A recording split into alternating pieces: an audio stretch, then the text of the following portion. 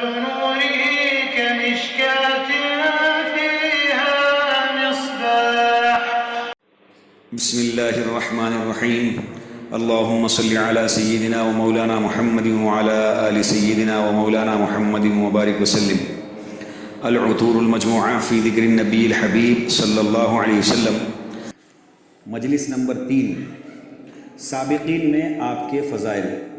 حضرت آدم علیہ السلام کا مغفرت طلب کرنا پہلی روایت ہے. اس میں حاکم نے اپنی صحیح میں روایت کیا ہے کہ حضرت آدم علیہ السلام نے محمد صلی اللہ علیہ وسلم کا نام مبارک عرش پر لکھا دیکھا، اور اللہ تعالیٰ نے آدم علیہ السلام سے فرمایا کہ اگر محمد نہ ہوتے تو میں تم کو پیدا نہ کرتا. فائدہ اس سے آپ صلی اللہ علیہ وسلم کی فضیلت کا اظہار آدم علیہ السلام کے سامنے ظاہر ہے.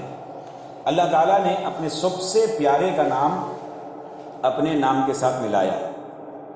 دوسری روایت حضرت عمر بن خطاب رضی اللہ عنہ سے روایت ہے کہ رسول اللہ صلی اللہ علیہ وسلم نے ارشاد فرمایا کہ جب آدم علیہ السلام سے خطا کا ارتکاب ہو گیا، یعنی کہ غلطی جو ہو گئی، تو انہوں نے جناب باری تعالیٰ میں عرض کیا کہ اے پروردگار، میں آپ سے بواسطہ محمد صلی اللہ تعالیٰ علیہ وسلم کی درخواست کرتا ہوں کہ میری مغفرت ہی کر دیجئے.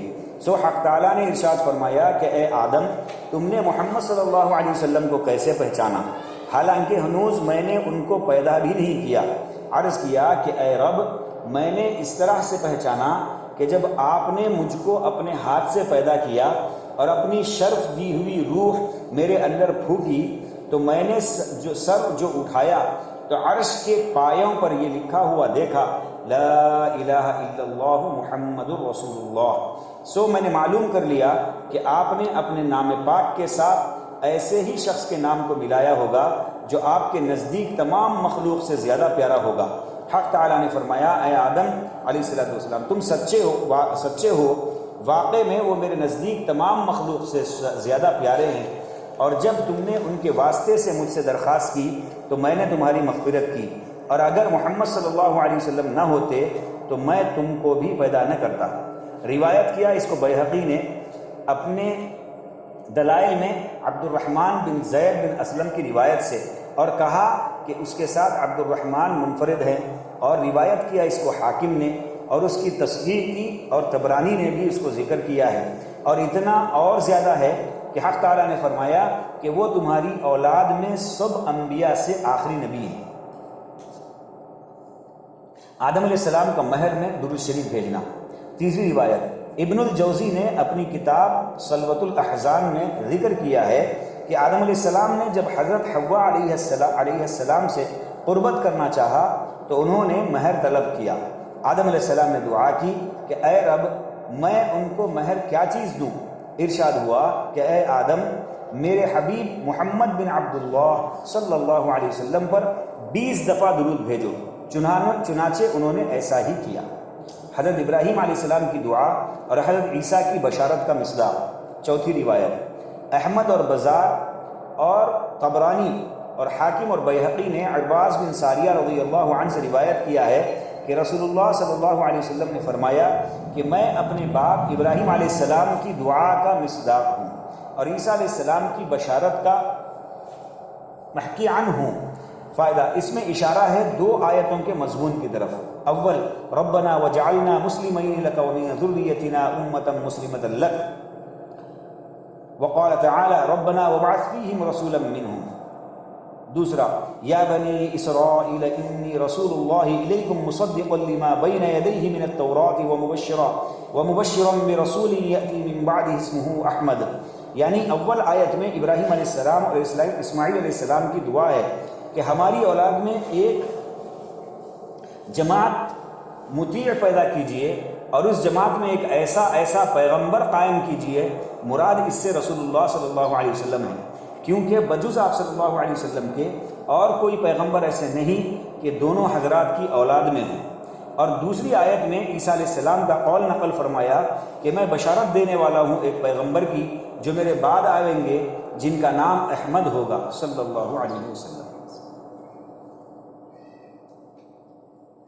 یہاں پر ایک شعر ہے فارسی کا جس کا ترجمہ یہ ہے، یعنی مکے کو آپ سے شرف ملا اور مدینہ آپ سے منور ہوا، آپ کے اخلاق پاکیزہ اور آپ حق کے برگزیدہ ہیں۔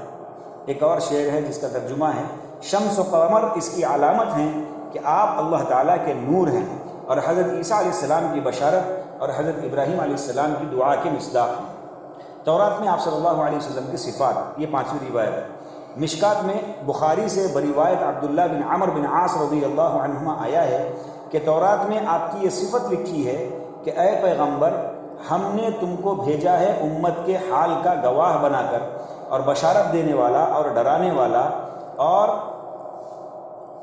گروہ امیین کی پناہ بنا کر۔ مراد اس سے امت محمدیہ ہے، جیسا کہ خود حضور صلی اللہ علیہ وسلم کا ارشاد ہے کہ ہم ایک امی جماعت ہیں، گروہ امیین کی پناہ بنا کر، اس سے مراد امیوں کی ایک جماعت۔ آپ میرے بندے اور میرے پیغمبر ہیں، میں نے آپ کا نام متوکل رکھا ہے۔ نہ آپ بدخلق ہیں اور نہ سخت مزاج ہیں، نہ بازاروں میں شور مچاتے پھرتے ہیں اور برائی کا بدلہ برائی نہیں کرتے، بلکہ معاف کر دیتے ہیں اور بخش دیتے ہیں۔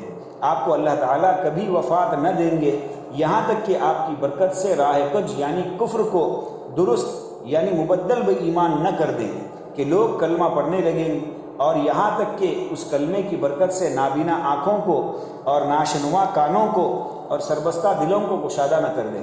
مطلب یہ ہے کہ جب تک دین حق خوب نہ پھیل جائے گا، آپ صلی اللہ علیہ وسلم کی وفات نہ ہوگی۔ آپ کے متعلق تورات میں پیشن گوئیاں۔ 6 روایت مشکات میں مصابیح اور دارمی سے بروایت حضرت کعب رضی اللہ عنہ مروی ہے کہ وہ توریت سے نقل کرتے ہیں، اس میں لکھا ہوا ہے کہ محمد رسول اللہ صلی اللہ علیہ وسلم میرے پسندیدہ بندے ہیں، بدی کا بدلہ بدی سے نہیں دیتے بلکہ معاف کر دیتے ہیں اور درگزر فرماتے ہیں۔ مکہ ان کی جائے ولادت ہے یعنی پیدائش کا مقام، اور مدینہ ان کا مقام ہجرت ہے، اور مرکز سلطنت ملک شام ہے۔ فائدہ، چنانچہ بعد خلفائے راشدین کا پایا سلطنت ملک شام رہا، اور وہاں سے اسلام کی خوب اشاعت ہوئی۔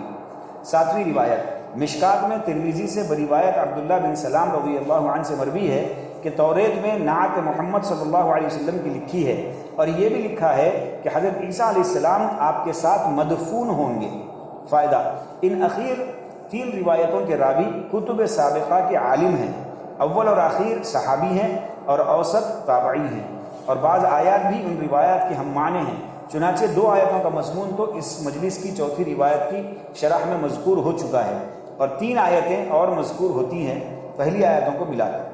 تیسری آیت سورہ اعراف میں فرمایا اللہ تعالیٰ نے کہ ایسے لوگ جو پیروی کرتے ہیں رسول نبی امی کی، جن کا ذکر اس طرح لکھا ہوا پاتے ہیں کہ تورات میں اور انجیل میں، ان لوگوں کو نیک کام بتلاویں گے اور بری بات سے منع کریں گے، اور ستھری چیزوں کو ان کے واسطے حلال کریں گے اور گندی چیزوں کو حرام کریں گے، اور جو احکام بہت سخت اور گراں تھے ان کو موقوف کر دیں گے۔ 4تھی آیت سورہ فتح میں ہے، فرمایا اللہ تعالیٰ نے محمد صلی اللہ علیہ وسلم اللہ کے رسول ہیں، اور ان کے ساتھ کے لوگ ایسے ایسے صفات سے موصوف ہیں، اور ان سب کی صفت توریت و انجیل میں اس طرح سے موجود ہے۔ آپ کا ذکر مبارک پہلی آسمانی کتابوں میں 5ویں آیت سورہ بقرہ میں فرمایا کہ اللہ تعالیٰ نے کہ جب اہل کتاب کے پاس ان کے علوم حاصلہ کی تصدیق کرنے والی کتاب آئی یعنی قرآن، اور وہ لوگ اس کے آنے سے پہلے یعنی قبل بعثت کفار یعنی مشرکین کے مقابلے میں آپ کے توسل سے فتح کی دعا کیا کرتے تھے، یا یہ کہ آپ کی خبر بعثت کو ان پر ظاہر کیا کرتے تھے، سو جب ان کے پاس جانی پہچانی چیز یعنی قرآن و صاحب قرآن آئے تو وہ اس کے منکر ہو گئے۔ یہاں پر ایک قصیدہ لکھا ہوا ہے جس کا ترجمہ ہے، حضرت رسالت پناہ صلی اللہ علیہ وسلم حسن صورت و سیرت میں سب انبیاء علیہ السلام سے بڑھ کے ہیں، اور وہ سب حضرات آپ سے علم و کرم میں لگا نہیں کھاتے یعنی ہمسر نہیں ہیں، برابر نہیں ہیں، اور تمام انبیاء علیہ السلام حضرت رسول اللہ صلی اللہ علیہ وسلم کے دریائے معرفت سے ایک چلو کے طالب ہیں، یا آپ کے علم کی مسلسل موسلادھار بارش سے ایک قطرے کے، اور تمام انبیاء علیہ السلام آپ صلی اللہ علیہ وسلم کے حضور میں اپنی حد اور مرتبے کے موافق کھڑے ہیں، اور وہ ان کی حد آپ کی کتاب علم سے مثل نقطے کے ہے، یا آپ صلی اللہ علیہ وسلم کی حکمتوں کی کتاب سے مثل اعراب کے۔ یا رب صلی وسلم دائما ابدا علی حبیبک خیر الخلق کلہم۔ آپ کا شرف و نزاہت نسب میں، پہلی روایت مشکات میں ترمذی سے بروایت حضرت عباس رضی اللہ عنہ مروی ہے کہ ارشاد فرمایا رسول اللہ صلی اللہ علیہ وسلم نے کہ میں محمد ہوں، عبداللہ کا بیٹا ہوں اور عبد المطلب کا پوتا۔ اللہ تعالیٰ نے جو مخلوق کو پیدا کیا تو مجھ کو اچھے گروہ میں یعنی انسان بنایا، پھر انسان میں دو فرقے پیدا کیے، عرب اور عجم۔ مجھ کو اچھے فرقے یعنی عرب میں بنایا، پھر عرب میں کئی قبیلے بنائے اور مجھ کو سب سے اچھے قبیلے میں پیدا کیا یعنی قریش میں، اور پھر قریش میں کئی خاندان بنائے اور مجھ کو سب سے اچھے خاندان میں پیدا کیا یعنی بنی ہاشم میں۔ پس میں ذاتی طور پر بھی سب سے اچھا ہوں اور خاندان میں بھی سب سے اچھا ہوں۔ دوسری روایت مشکات میں مسلم سے بروایت واصلہ بن الاسقع رضی اللہ عنہ مروی ہے کہ میں نے رسول اللہ صلی اللہ علیہ وسلم سے سنا ہے، فرماتے تھے کہ اللہ تعالیٰ نے اسماعیل علیہ السلام کی اولاد میں سے کنانہ کو منتخب کیا، اور کنانہ میں سے قریش کو، اور قریش میں سے بنی ہاشم کو، اور بنی ہاشم میں سے مجھ کو۔ اور ترمذی کی روایت میں یہ بھی ہے کہ ابراہیم علیہ السلام کی اولاد میں سے اسماعیل علیہ السلام کو منتخب کیا۔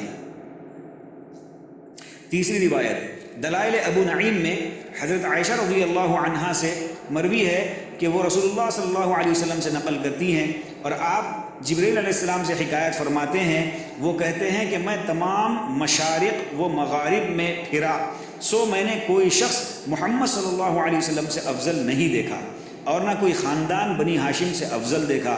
اور اسی طرح طبرانی نے اوسط میں بیان کیا ہے۔ شیخ الاسلام حافظ ابن حجر رحمہ اللہ کہتے ہیں کہ آثار صحت کے اس متن یعنی حدیث کے صفحات پر نمایاں ہیں۔ یا رب صلی وسلم دائما ابدا علی حبیبک خیر الخلق کلہم۔